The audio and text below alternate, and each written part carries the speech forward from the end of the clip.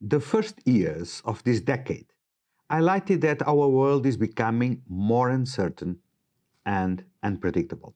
The COVID-19 pandemic, the humanitarian crisis in Afghanistan, Venezuela, and Yemen, the war in Ukraine, and the drought in the East and Horn of Africa, as well as multiple emerging mobility challenges all over the world, they all point to a devastating trend. Humanitarian crises, including forced displacement, are growing in scale, in complexity, and severity, made more acute by rising food prices and commodity prices. Millions this year risk becoming food insecure with little end in sight.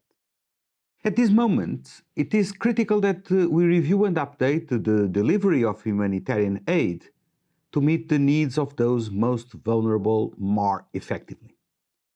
On this World Humanitarian Day, I would like to commend the role of local communities, authorities, and organizations, the role they play in the response to humanitarian crises.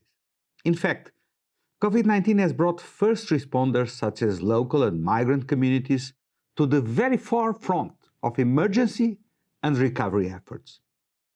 This has pushed OIM to find new ways to empower and engage local communities. But we must do more, and we must do better. Impactful and lasting humanitarian cooperation demands the full inclusion of civil society and local actors, particularly minorities and marginalized groups. We are committed to listening to the people we serve. Only through this approach can we ensure that solutions are empowering, appropriate, and achievable. Everyone can and must be an actor of change, and especially now.